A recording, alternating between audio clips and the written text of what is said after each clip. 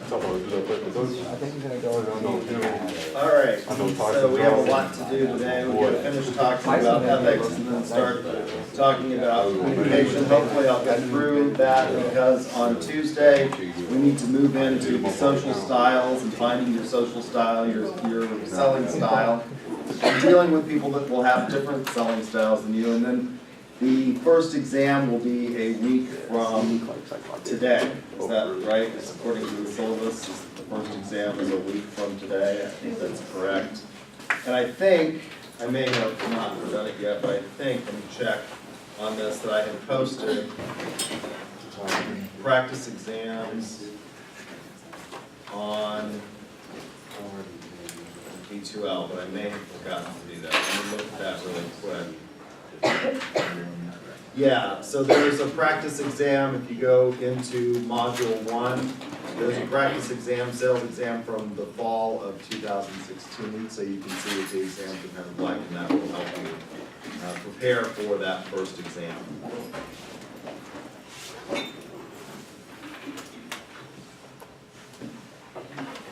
So, we were talking about these challenges to ethics. Two of them sound correct, subjectivism and cultural relativism, because we see that there's a lot of variation in what people think of as being right and wrong.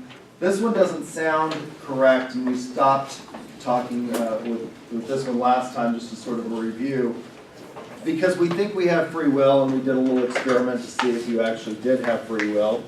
And so it's a combination of nature or nurture, or maybe both, that lead determinists to say that we really don't have a lot of free will. And Martin Lindstrom in biology uses this argument with regard to consumer behavior.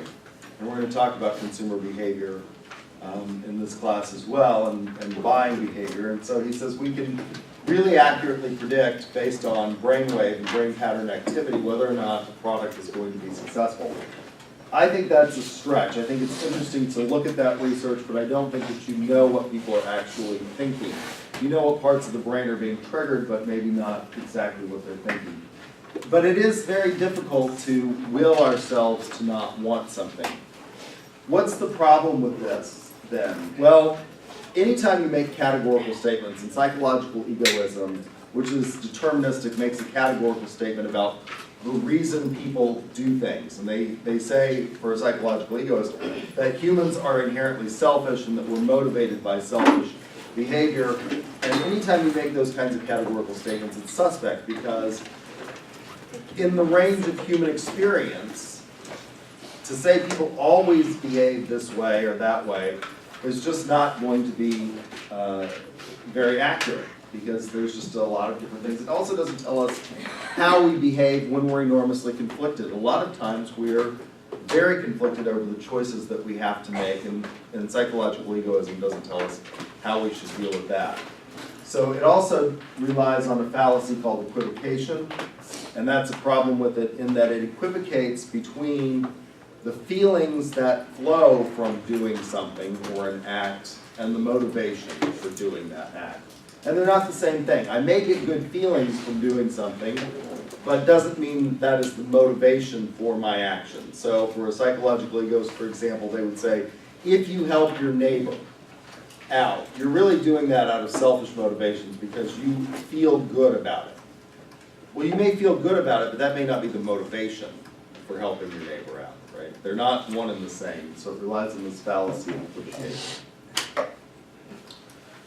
So having said that, the problems with the challenges and what makes them not valid ethical theories are that they're emotive. They don't rely on reason or rational analysis, and they provide for exceptionalism. They allow you to say, as a subjectivist, it's my viewpoint that matters.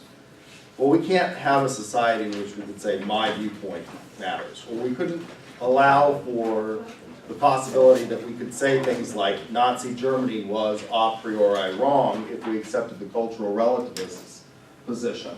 So they allow for exceptionalism. They allow you to either say, I'm special, I'm unique, I'm different, or alternatively, my society, my culture is special, unique, and different, and therefore we should be able to decide for ourselves. So they don't allow for universalizable rules to be made, and that's one of the big problems. So the valid ethical theories are going to be based on reason, they're not going to be emotive, and they're going to allow for no exceptionalism.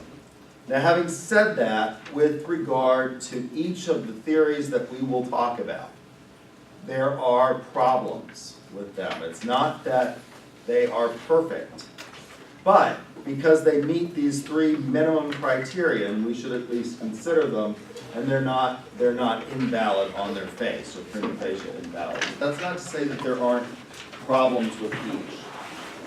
So what are the valid ethical theories? Well, the oldest and most fully worked out system of philosophy is Plato's Republic. There may have been philosophical thought before that, and we see echoes of those in some other works, but this is the first totally cogent philosophy that answers those three questions that we talked about. The question of knowledge, what is it I can know, in Plato's Republic. Socrates, who is the main interlocutor, provides us with what we can know and how we can know it. He says that there are, in the realm of the forms, and we talked about what is this a table or is it a desk? There are perfect representations in the realm of the forms of a desk or a table. And it's the philosopher who sees these with the mind's eye. He provides us with a system of conduct in Republic in which everybody does what they are best suited to do, and a system of government in the form of a philosopher king.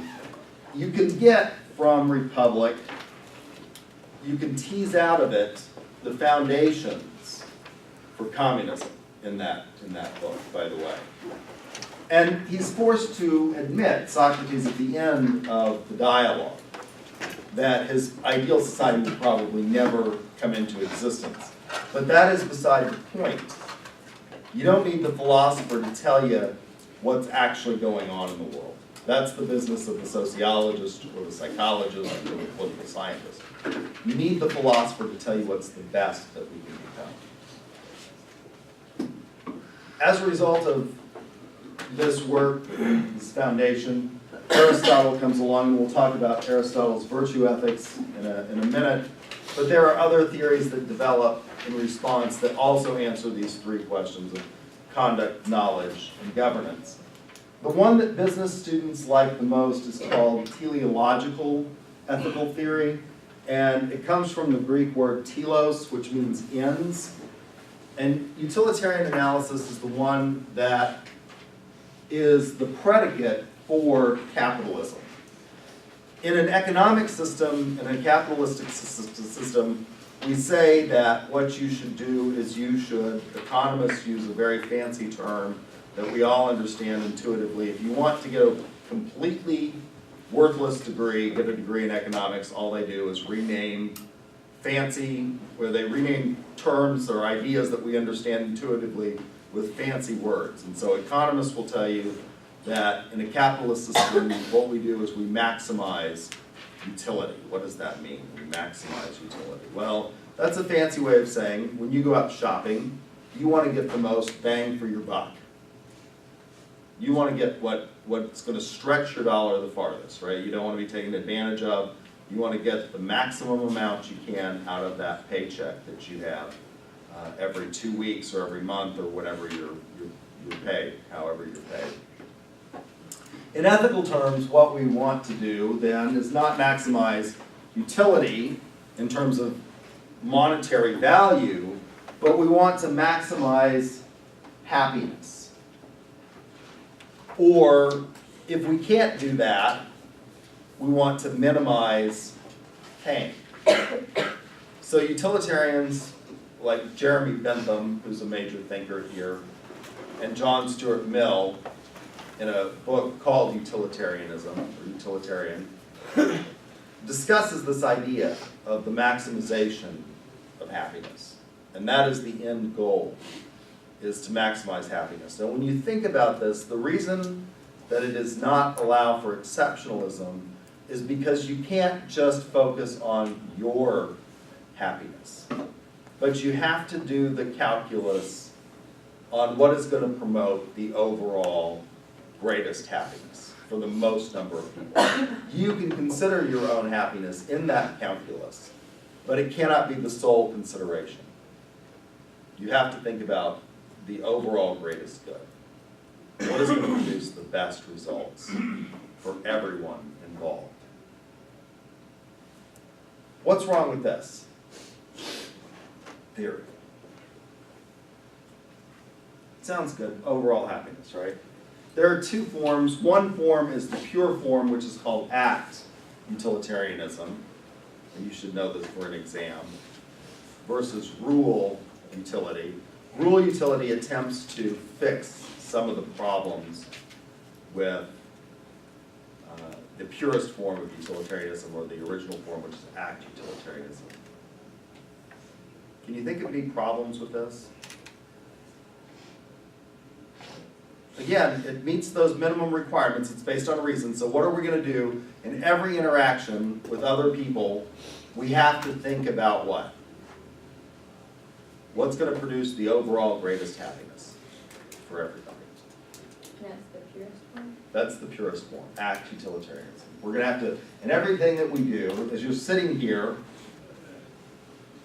listening to me, I've got to think about what's going to produce the overall greatest happiness. What's going to produce the overall greatest happiness? Well, I would say that, you know, if I don't show up to class and I just take the money for this job and don't teach you anything, I'm not producing overall. You might initially be happy. You know, how many of you are happy when you get here and there's a sign outside the door that says, the professor is gone? You just love those days. But you're not getting the benefit of the knowledge, and so you might fall behind and not get the substantive skills that you need when you go out into the marketplace and try and get a job. So although you're happy for that moment, overall, my not showing up to class would be a bad thing, wouldn't it? You might be excited that day, oh yeah, I get to go play golf. Go over to the Nye University Center. Drink coffee at Starbucks, which is the tool of the devil. I hate Starbucks. Crappy coffee, way overpriced, try to upsell you. So I should show up and I should teach, right? And I should do that and I should give you all of this knowledge as efficiently as I possibly can. Well, that's a fairly straightforward proposition. If we limit it to very simplistic situations, we can perform the calculus fairly easily and determine that what I need to do is I need to show up, I need to teach you, I need to give you the skills that you need to go out into the world and think about things and perform well at your jobs. And I think that one of the things that this benefits, this discussion on ethics benefits you in, is that it forces you to think really critically about things. And that's going to be really important in your sales career, to be able to debate ideas as customers come up with objections, and we'll talk about objections in here, and how you're going to overcome those objections so that you can provide them with the best service or product that fits their needs. And I think this kind of debate helps with that. So that's a fairly straightforward, but let's take a more complex situation.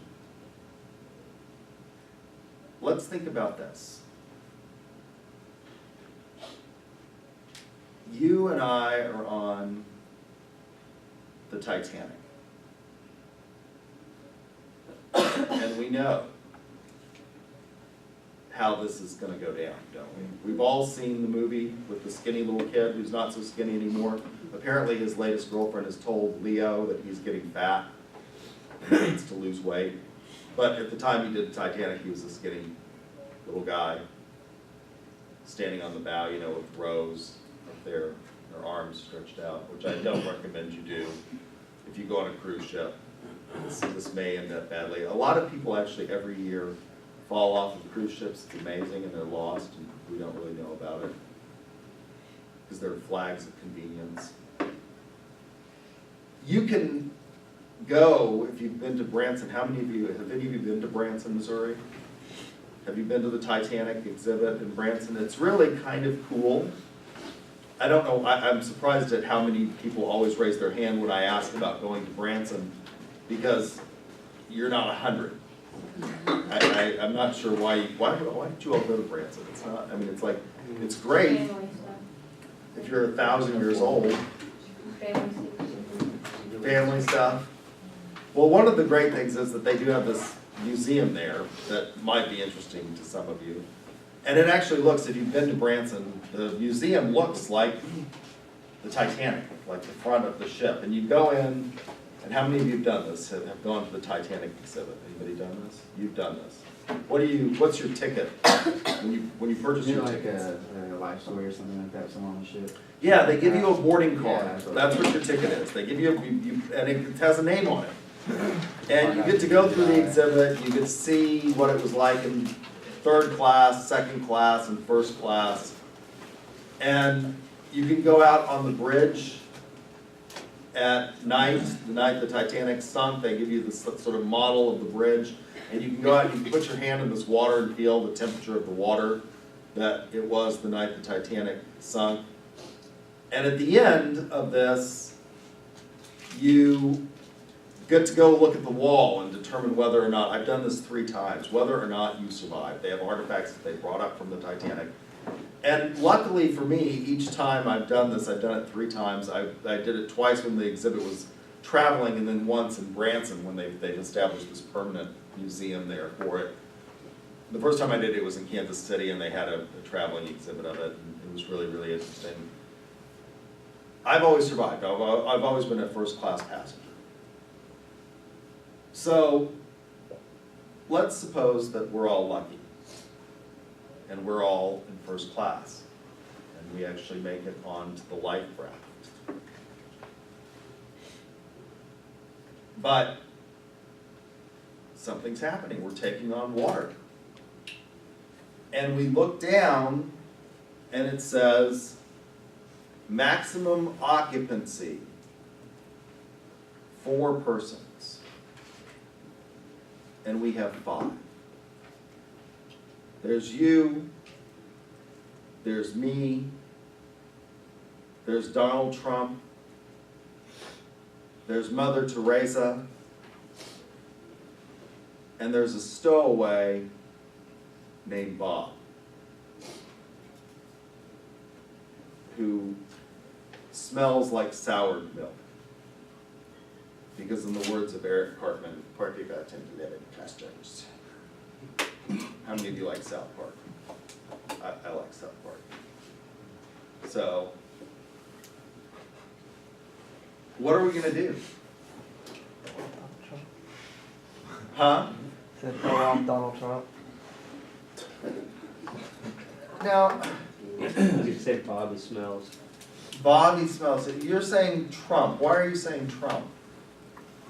Don't agree with some of the things that he does and says.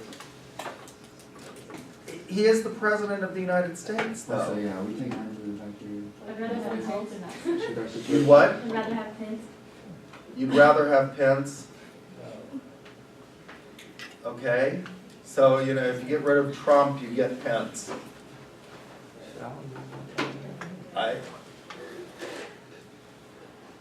Now, come on. The guy he's a billionaire. He's made a lot of people happy But he talks too much. with his He tweets too much. businesses. He tweets too much. Yeah, we let him on the commission, Matt. On some conditions.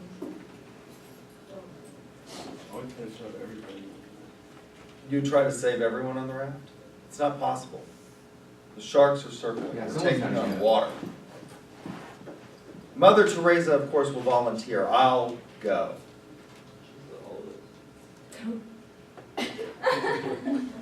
This woman's a saint. She lived a long life. You're going, you know, these people don't come along every day. You're going to need them. Is she sacrificing herself? Doesn't she know something? Is that? And technically she also knows what she's doing too. Yeah. She's good at technically. She knows something. Cool for You think, Bob? Do you see what we're doing here? Yeah, we're establishing their worth. We're putting a price on a human life. Isn't it like $8,000 or something? No, Yeah, it's I mean, actually not. Well, is that how I much, mean- is that how much they cost to like kill somebody? Like that, I saw that one time on like.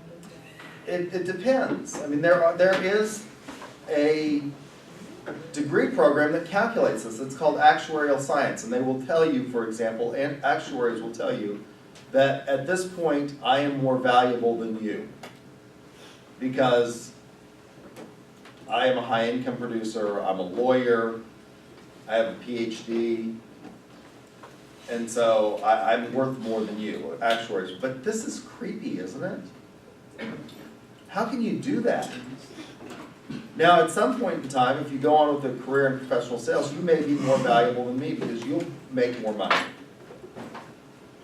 College professors in marketing make on average $160,000 a year. Most of my sales students make far more than that. Yeah, it's not a bad, I mean, this is the reason I chose this career. Now, you can't get a PhD in something stupid like political science, or the average salary over there is something like if you go to the land of Hippy Dippy across the parking lot, the average salary over there is something like $42,000 a year. But in fields where there's a shortage and that we produce people that make money, you have to pay. I mean, who would take this job if we could go out and make a lot of money? Well, it's a trade-off. You make decent money being a college marketing professor, or accountants make slightly more than we do. The average starting salary this year for a professor in accounting is close to $200,000. In finance, it's about $180,000 to start. So, I mean, these are things that you might want to consider if you think, and I will, if you are interested in that, I will help you. But it's creepy to do this, to do the calculus on what a human life is worth, and to say this man is worth less than that. It just seems wrong. Something about it is creepy. In order to try and fix this problem, we come up with rule utilitarianism, which says rather than doing the calculus, because it's impossible to really put a value on a human life.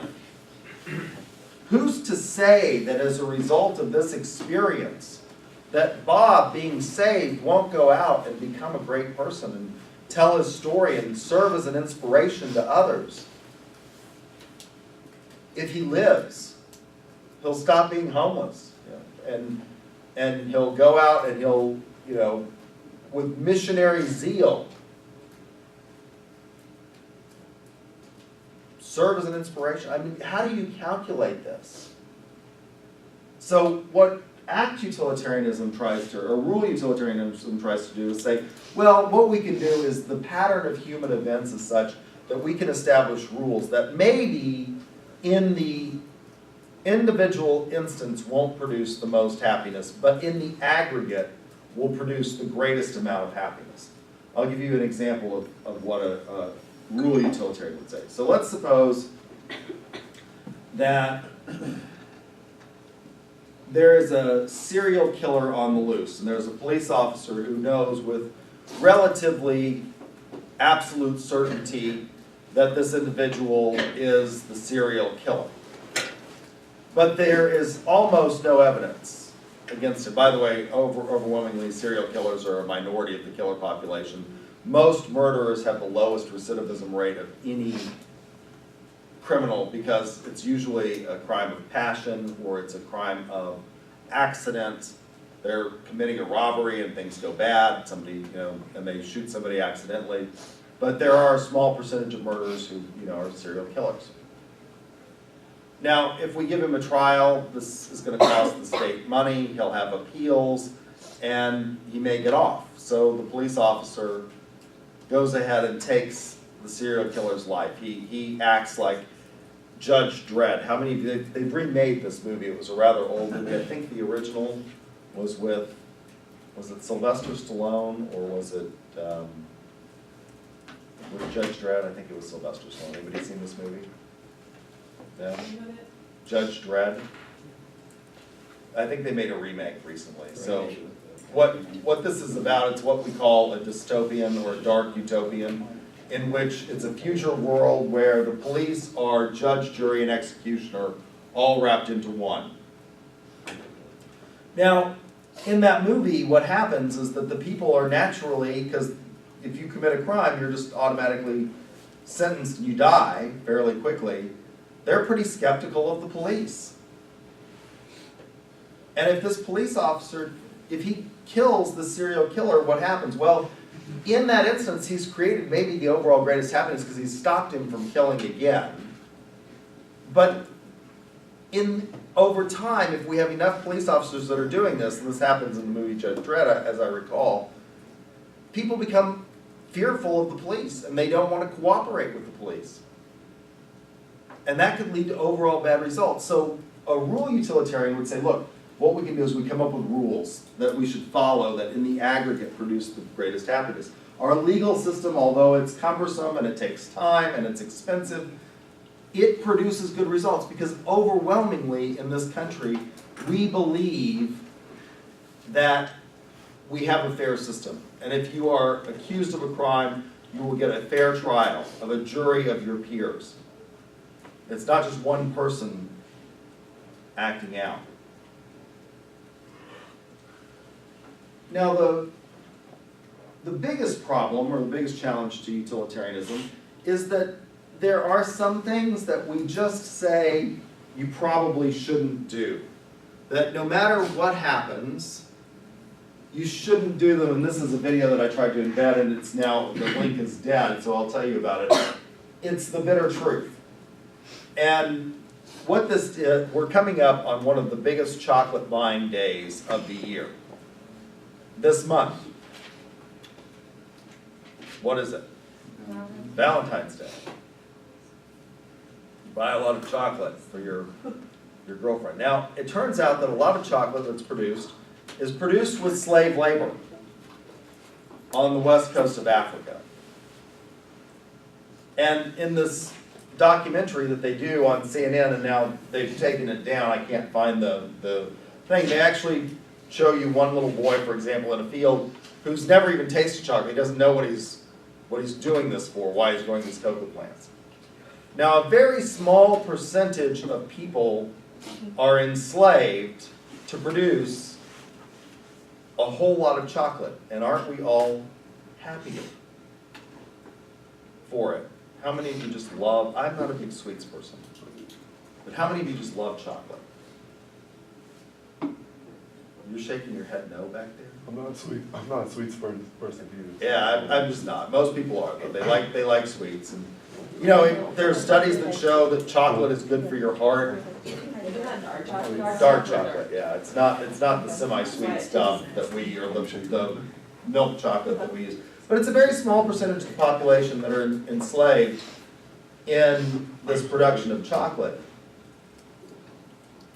But most of us would say, even though there's a small percentage of people that are enslaved, in order to make a whole lot of people happy, because we all get chocolate, and we get the Kit Kat bars and the Snickers or whatever it is that you like, most of us are just saying, that's just wrong. No amount of happiness can make up for this. You just can't do it. It's a priori wrong. So if we think of this in Hegelian terms, you have a thesis which is utilitarianism.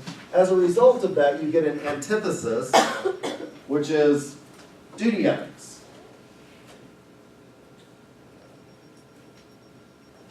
Or deontological ethics. Like utilitarianism, there are two types of duty ethics. There's religious absolutism, and there's rational absolutism. Now, with regard to these three questions, the question of knowledge, the question of conduct, and the question of governance, you don't have to use philosophy to answer them. You can answer these questions by using mythology which we would call a fake theology or a non-real religion, and that's what ancient people did, you can answer them with a religion. And how do you answer these questions? Well, you go to the book to answer these questions. One of the reasons that maybe the Greeks, there's this debate, did the Greeks invent philosophy? What is it? And did they invent it?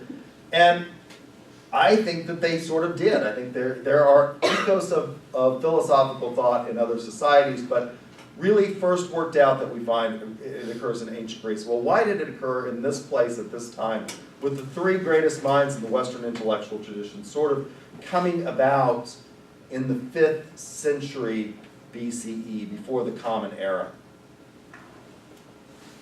Well, I think one of the reasons that this came about was maybe because the Greeks didn't really have a satisfactory mythology that answered these three questions.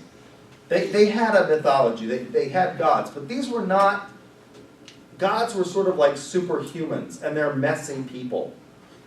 So in Greek mythology, who is the king of the gods? Zeus.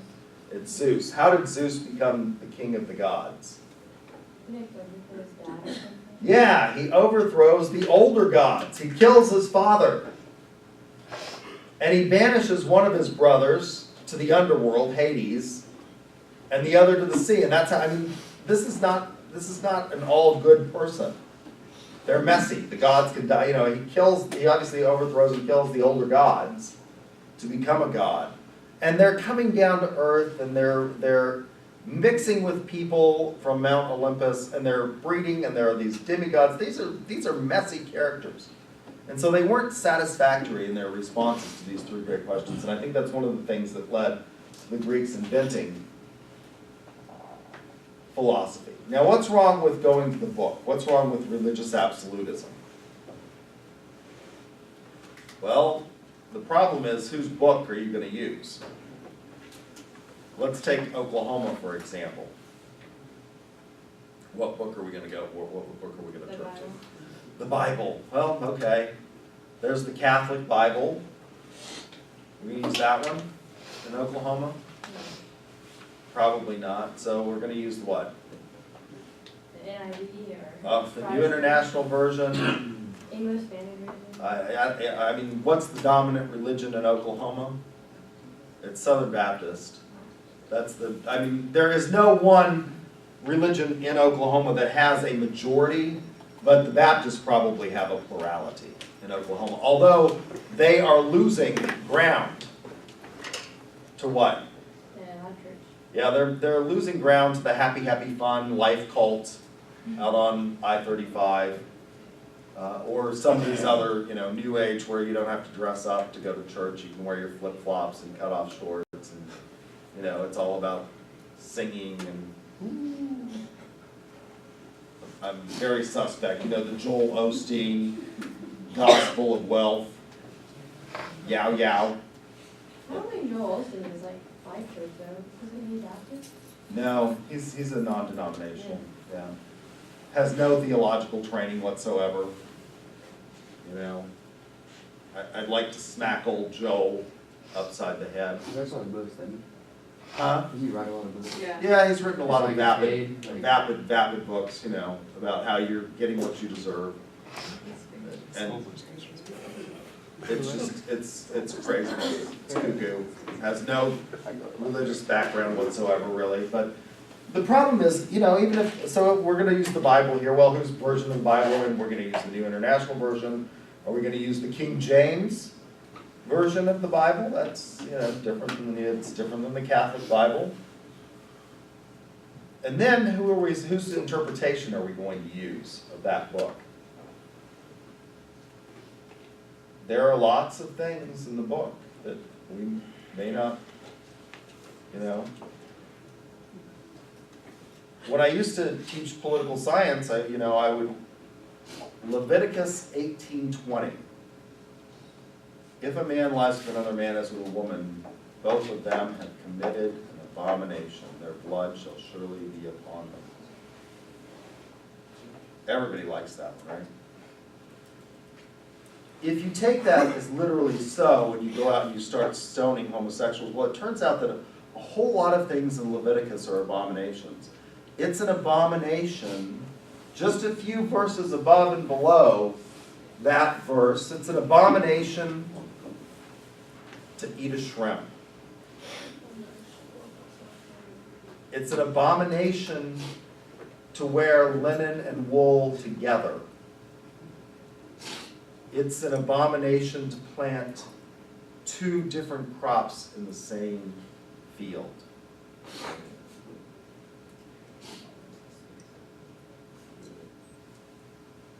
Really? I don't know. There are a whole lot of commandments there.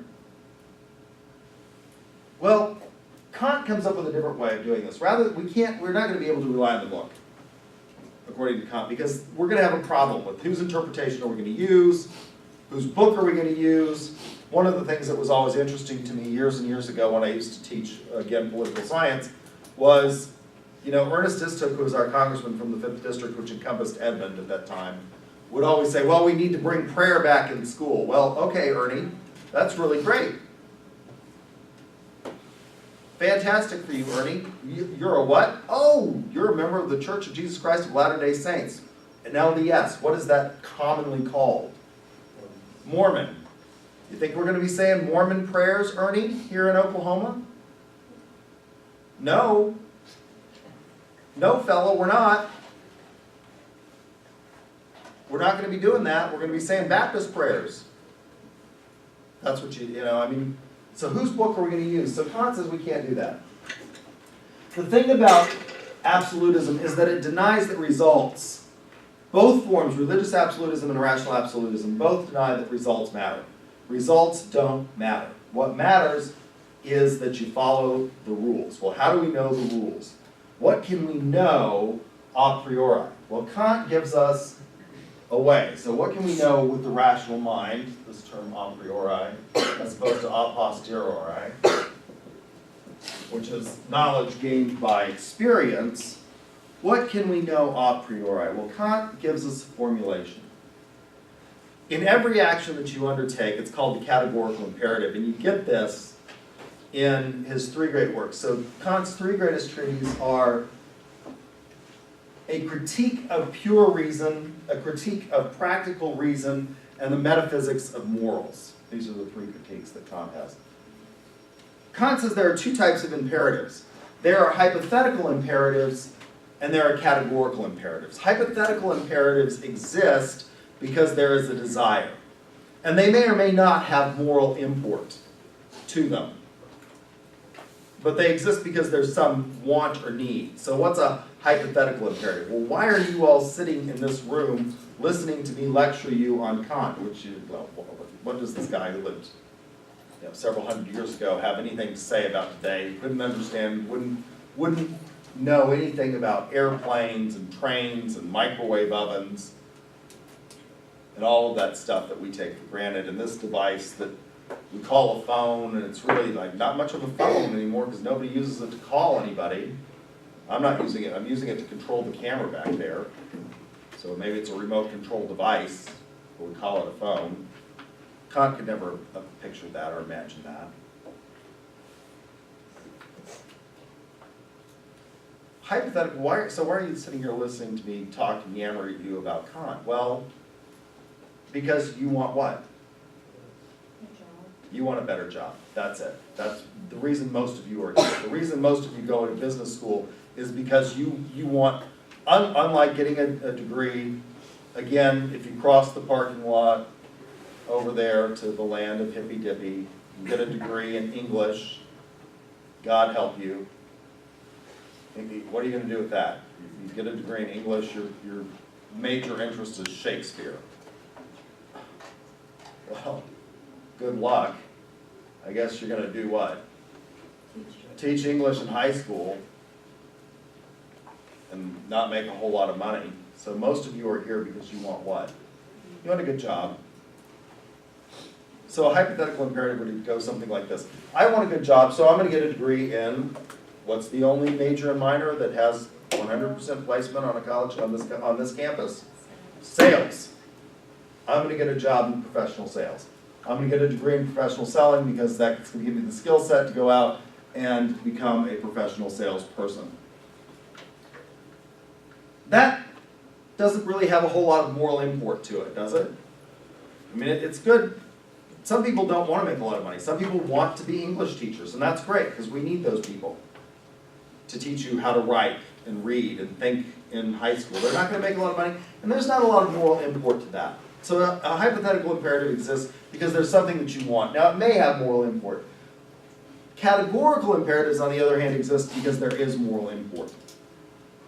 So what is a categorical imperative? Well, Kant says the formulation for the categorical imperative is that you should always act in such a way as that you would be able to will that your action be a universal maxim of law. Your action has to be logically consistent, universal, and you would want everybody to have to follow it. Well, what is that?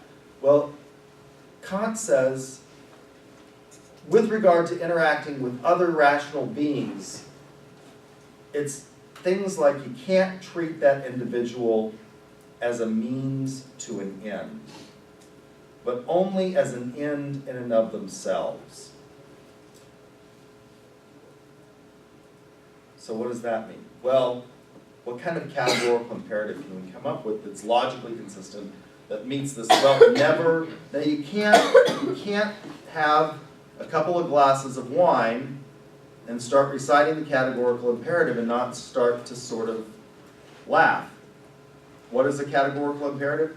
Never lie. Never lie. Kant says never.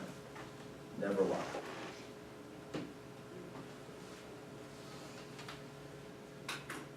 Can't lie.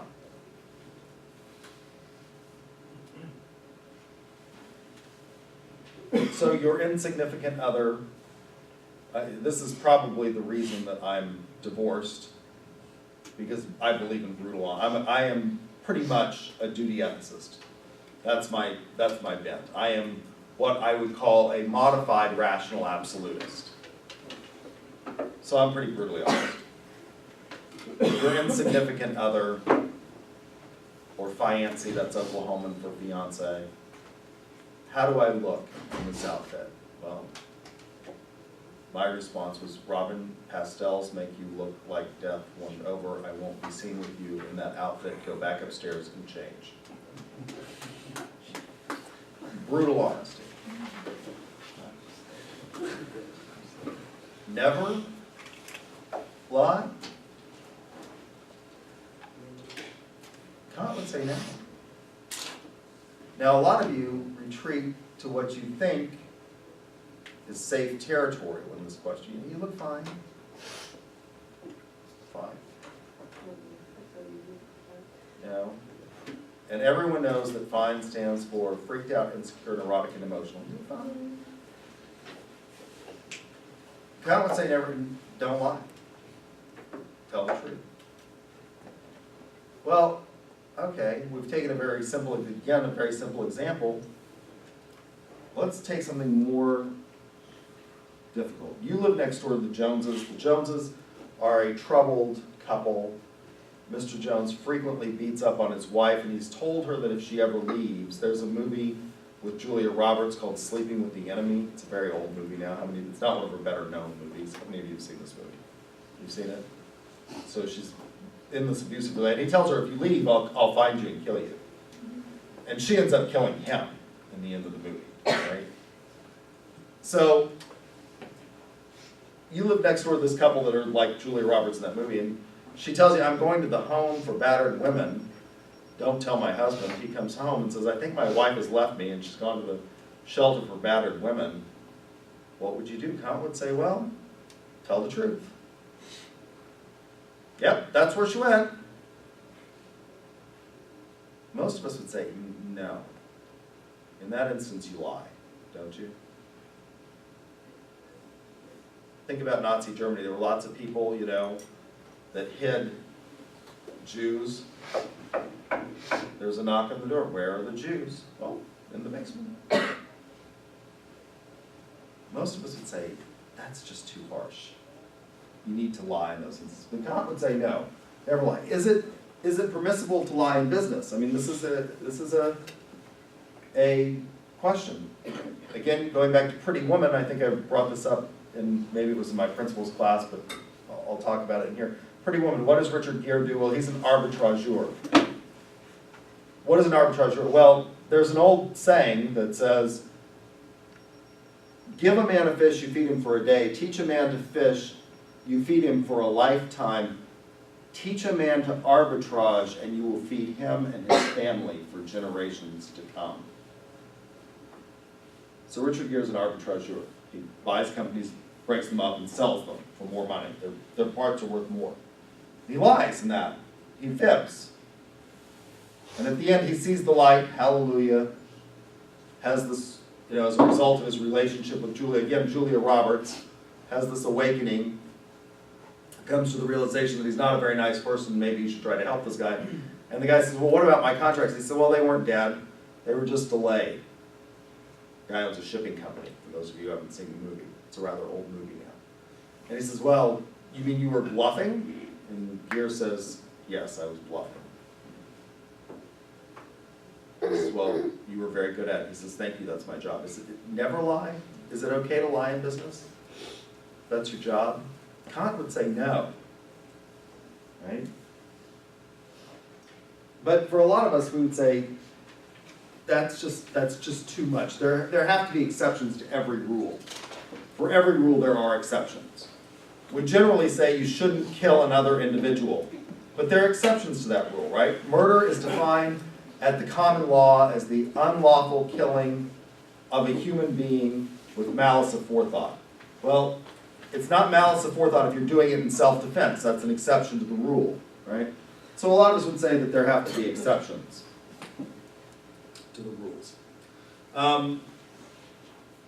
Another problem with utilitarian or with deontological ethics is that if you really start to pin Kant down, I think if you asked him, why is it that you ultimately can't lie? He would have to say, well, it's because if we did, we would never trust anybody. There's a movie with Ricky Gervais called The Invention of Lying. How many of you have seen this movie? Nobody's seen this movie. It's not one of his more better known movies. Well, he lives in a world where people are brutally honest. So, for example, he's on this date, and nobody lies. There's no lying in this world. And he's on this date with this woman, and she gets a call from her friend or her mother or something, and she's asked, you know, are you going to sleep with him? And no, and he's standing right there, and she says, no, he's kind of dumpy and fat and not good looking. I don't know why I came on this date anyway. And, he, you know, he's kind of like, I'm standing right here. Well, he's the first person to lie.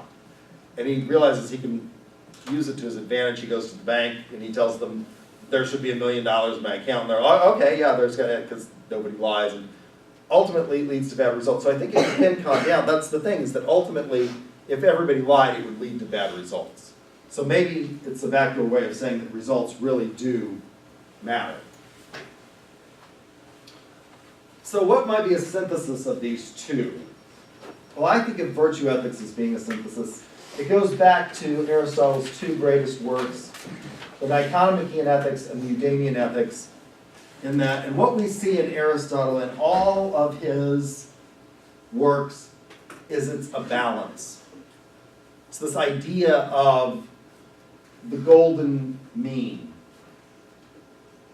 So, for example, in politics, Plato in Republic comes up with what he believes is the best society, the ideal society. He says this is the ideal thing. And Aristotle is a political scientist. He looks at things from a more scientific perspective, and he says, look, there are many types of governments out there. There's no one best kind. And there are good governments, and there are bad governments.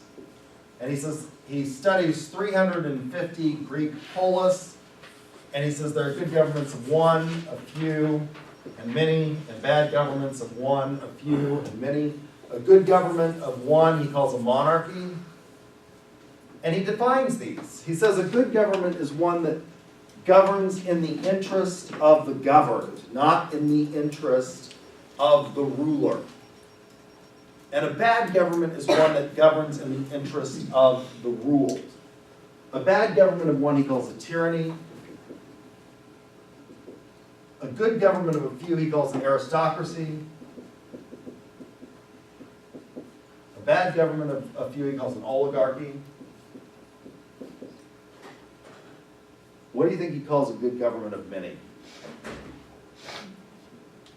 Oh, who said that? Who said it? What'd you say? Yeah, he says that's the worst form of government of all. Democracy is mob rule. This is what happened, for example, maybe in communist China, where they had these people running around under Mao Zedong's wife, who was leading the mobs to just go around, and they were killing people because they were, they weren't pure. He says a good government is a polity. A good government of many is a polity. And he defines that. He says a good government of many is one in which you have respect for minority. You don't go around just because the mob wants to do something. You can get people riled up in a mob psychology and that say that's our problem. Let's not forget that Hitler was popularly elected to begin with. Those people are our problem. We've got to get rid of those people. And that would be a bad government of many. Mob rule. Of these three, of these types, he likes this one the best because it's the middle. In a good government of one, a monarchy, power can be corruptive and it can rapidly degenerate into a bad. You can start out as a benevolent dictator and rapidly degenerate. In a good government of many, a polity, all it takes is one person to get the crowd riled up. And all of a sudden you have this mob psychology that can take over. He says in this one, it's harder to do that. This is the golden mean. Because you have a few people. You don't have too many that you can't make decisions. The other problem with this form of government is that you can get paralysis when you can't get agreement among the majority. But in this form, you're likely to have checks on each other. If one of the lords starts saying, oh, I think you need to go and kill a whole, another one's going to say, no, those are my people, don't do that. It's less likely to degenerate. He talks about this in his treatise on friendship as well, and this is one that I think is really, really important for salespeople to think about. Aristotle says there are three types of friendship, and we will talk about relationship selling in here. And so I think Aristotle provides us with a nice framework when we think about friendship. Aristotle says there are three types of friendship. There's friendship grounded on utility. Now there's nothing wrong with these kinds of friends. Aristotle is not priggish about this. He just says that you have to recognize the limitations of these types of friendships. So friendships grounded in utility. What are friendships grounded in utility? How many of you have had jobs? Almost everybody in here should raise their hand. You've had a job. How many of you have left a job and gone to another job? Almost everybody raised their hand, right? Did you make friends at that first job that you had? Huh? Yes, you did, right? Because Aristotle says man is by nature a social creature. I don't think this is something that we should go up in a balloon over, because he also says, the bees are social creatures as well, and geese and ducks and lots of animals are social creatures. But man is by nature a social creature. You made friends at those jobs. Why? Because you needed those people, right? You worked with them. You had to see them every day. It's a much better environment if you get along with them. But when you left the job, did you stay friends with everybody that you were friends with there? You're shaking your head no. Why not? Because you don't work together. You don't work together, and so you found what? Other friends. You found new friends at the new job. So as soon as the utility dies, the friendship will end. Now what can we apply this to business and sales? Well, ultimately relationship selling is about utility. You provide your customers with goods, and if you don't, they're probably not going to use your service anymore. There are, at the other extreme, there are friendships that are grounded in pleasure.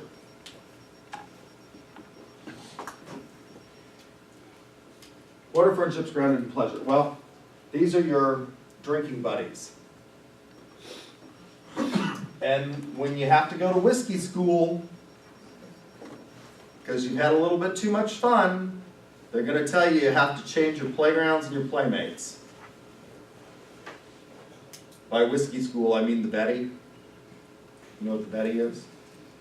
The Betty Ford Clinic, California, started by former President Ford's wife, Betty Ford. You go to AA, the 12-step program, you're going to have to change, they're going to tell you have to change your playgrounds and your playmates.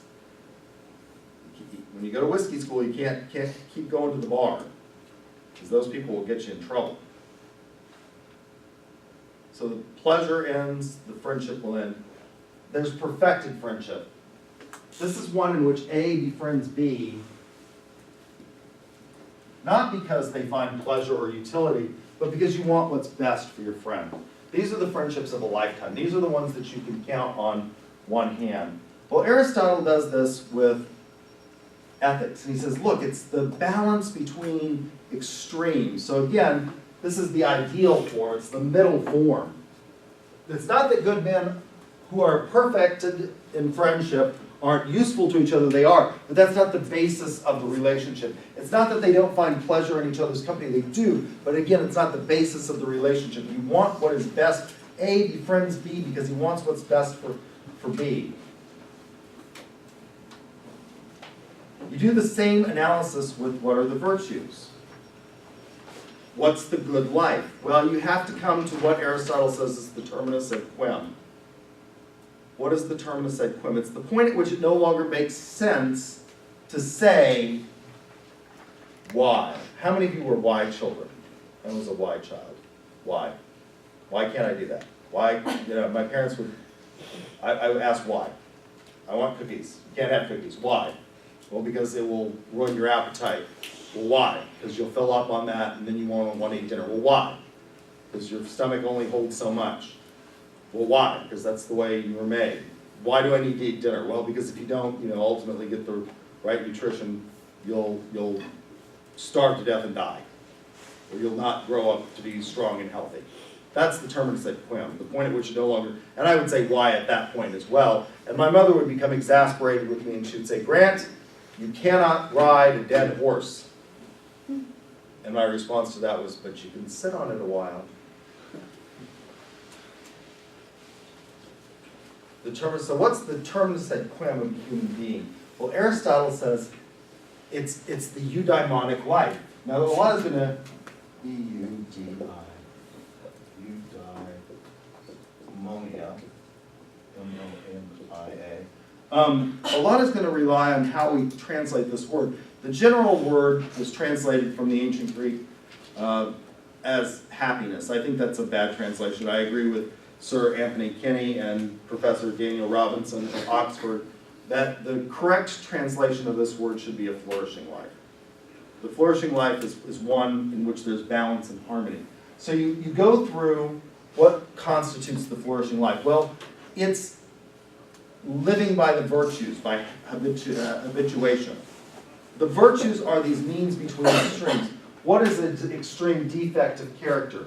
Well, it's the coward. What's the opposite of the coward? Well, it's the heedless person. The coward is one who always runs away from a fight. The heedless person is the one who always charges into battle at all cost. What's the middle ground? Courage. The courageous person knows when to fight the good fight, but they also know when to retreat and fight another day. You could do this for all kinds of things. What's the, extreme form of punishment? It's the draconian. Somebody who, an eye for an eye, a tooth for a tooth, vengeance is mine, saith the Lord. What's the extreme opposite of that? Unconditional love. What's the middle ground? Compassion. A compassionate person knows when you have to inflict punishment, but with mercy. Right? Now, what is the argument against virtue? I tend to think virtue ethics is really good. Aristotle comes up with a pretty good formulation. The criticisms of it are, how do we determine the ends of a human being? Some people would argue that, I think Aristotle does a really good job of arguing that the ends of a human being are a flourishing life. But other people would say it's following the life prescribed by a deity, by God, or something else is the end. But I think he does a pretty good job.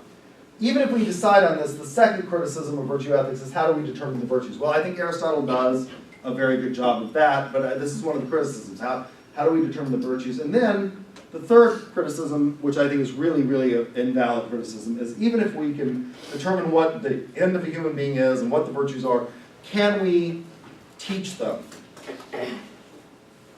Does anybody think so? Rather now, an old case, Ken Lay, who was the CEO of Enron when Enron went kaboom. Does anybody think we could have changed Ken Lay's virtue behavior? He had a PhD from Texas A&M. One would think he'd had a class in ethics along the way, and do we think he would have been a virtuous? Probably not, but that's beside the point. Again, you don't need the philosopher to tell you what is out there. You need the philosopher to tell you what the best is that we could become. And it did work in at least one instance.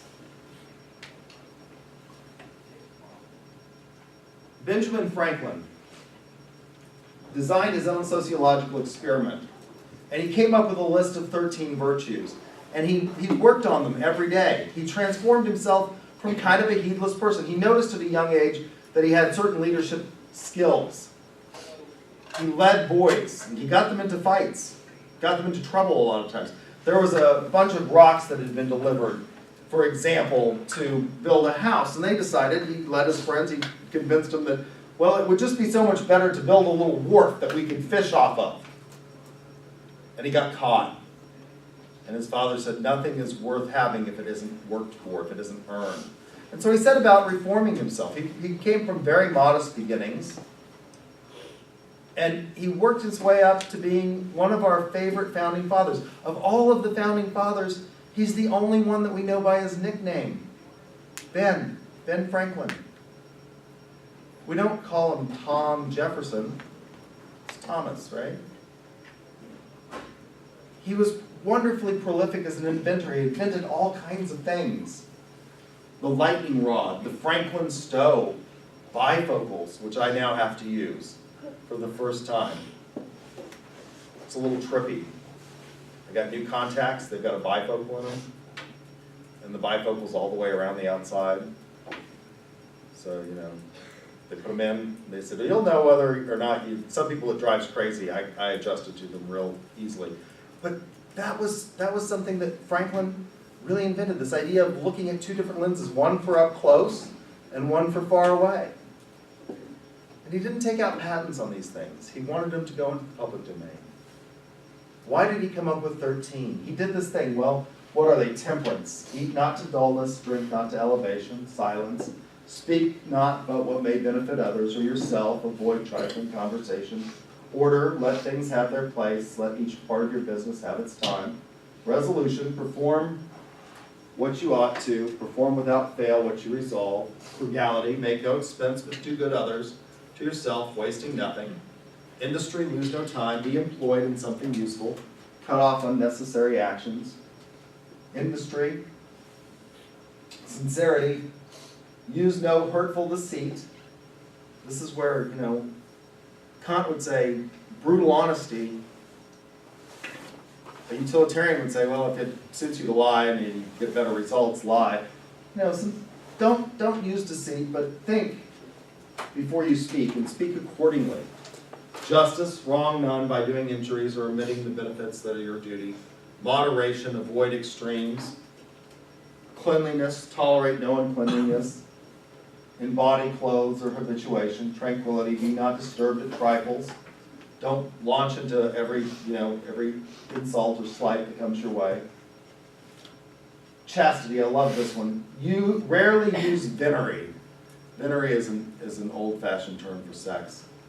But for health or offspring, never to dullness, wellness, or the injury of yours or another's reputation, humility, imitate Jesus and Socrates. He put them down on this little piece of ivory, and if he had what he called were spots, he knew there was more work to be done. Why did he have 13? If you multiply 13 times 4, what do you get? What? 13? Come on, this is not hard. You get 52. How many weeks are there in a year? 52. It's the same reason why historically, when I was growing up, all seasons of a television show were 13 episodes. So they had a fall lineup, a spring lineup, and then they could go through 2 sets of reruns in the summer. Seasons are all kinds of different, and they start at different times. But historically, when there were just, ABC, NBC, CBS, and then PBS, the public broadcasting, which was on UHF channels, everything was based on 13 episodes, because you could have a fall lineup, a spring lineup, and then 2 rounds of, so you could get through 4 complete cycles in a year. I think it's nice. I think it's something to think about. So at least in one instance, we know that it did work. All right. So I've got a few minutes to start on purchasing behavior. Consumer behavior is largely predicated in economics. So there are 2 foundational disciplines of marketing, and sales is a subfield of marketing, is influenced by these 2 foundational disciplines. They're economics and psychology. And in consumer behavior, we see the intersection of these 2. So economic theory is largely predicated on the rational actor model. What is the rational actor model? Well, it says that people pursue goals. That in the pursuit of these goals, they take steps to achieve them. And they go through this process. Now we have to distinguish between low-level rationality and higher-order rationality. So what is this? Well, and if you can come up with an answer, you can get 5 bonus points for the first exam today, the first person who gives me a cogent answer. Can you pursue an irrational, and you have to give me a good example, can you pursue an irrational goal in a rational manner? Is it possible to pursue an irrational goal in a rational manner? I would say, like I work in sales, Mm-hmm. so you can say the rational make as much money as you can on every customer. Mm-hmm. The rational part would be like the benefit I would get from making that much money. Okay. So you're saying, is your answer yes or no? Your answer is yes. You can pursue an irrational goal, which is to make the most amount of money off of every customer, and that may not be the most rational goal. Why is that?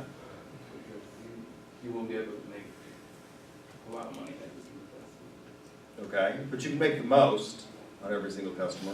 You can upsell them, can't you? So you work in sales, you sell what? Cars. So you can make the most by getting them to absolutely go up to the maximum amount that they can afford to buy in monthly payments, couldn't you?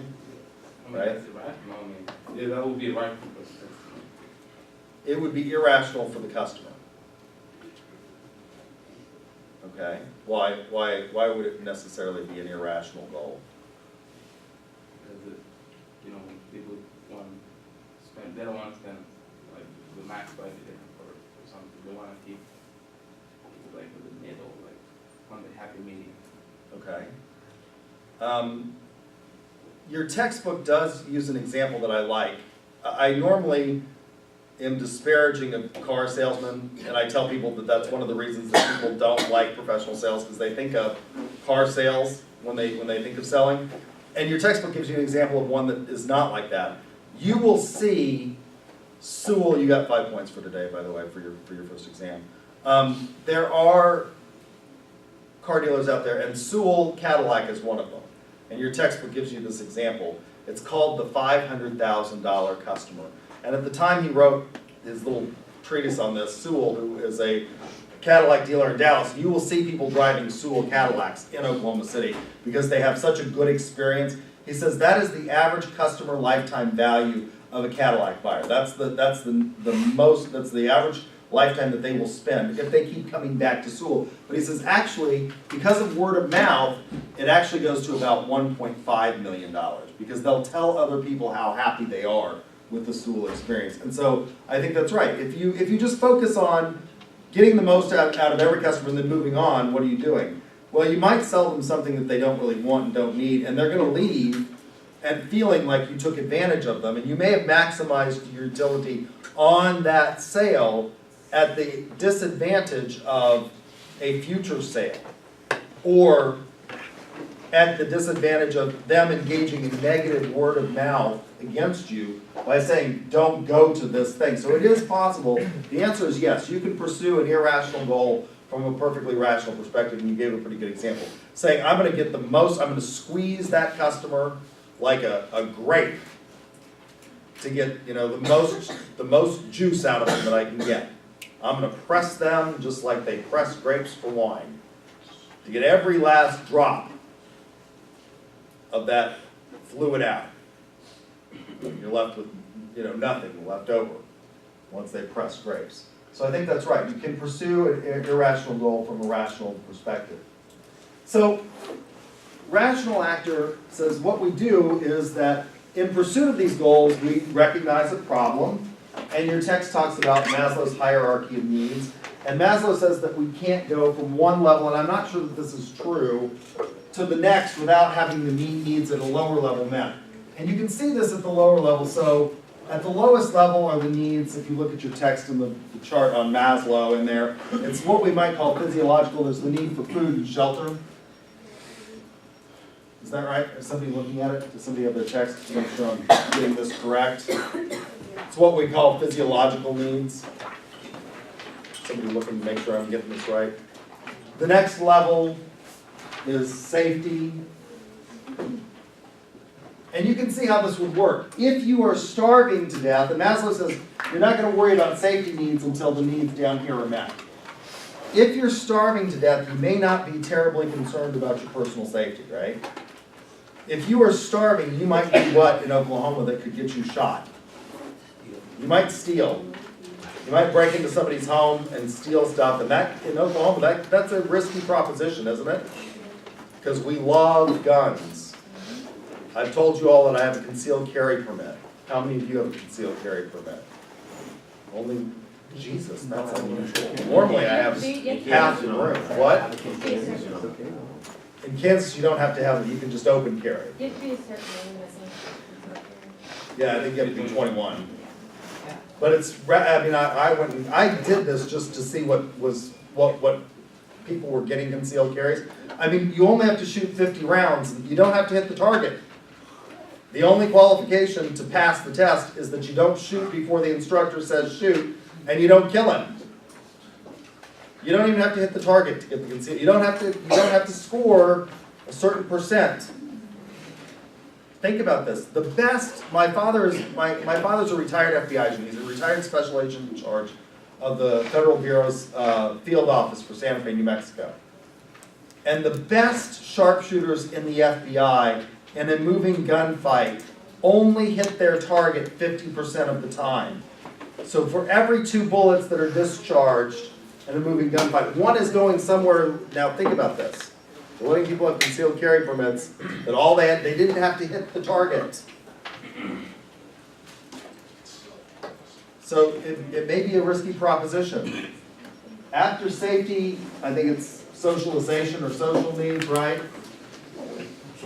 And then esteem, and then self-actualization. Is that right? Did I get those right? In the right order? Yeah, I know esteem is like, I was that like love or belonging. I might get Yeah, it's like getting recognition. After your social needs are met, you're probably, now, I think that you can actually go like from this to this. I mean, people believe that hordes of feral children are running the streets out, which is why ADP, or not ADP, what's the big company that does safety, security? Is it ADP? ADP. Yeah, okay, so ADP has the security, and we're still pretty social. Even though we're fearful of being broken into, I think we're still social, so I'm not sure that this is, but I think it's important to think about where you are in recognizing your problems. We'll stop there because I'm out of time, and we'll pick up with this and talk about the rest of this on Tuesday. I showed you where the first exam that you can practice on from fall of 2016 is at, so you might want to do that and work through that. And then on a week from today, we'll have the first test.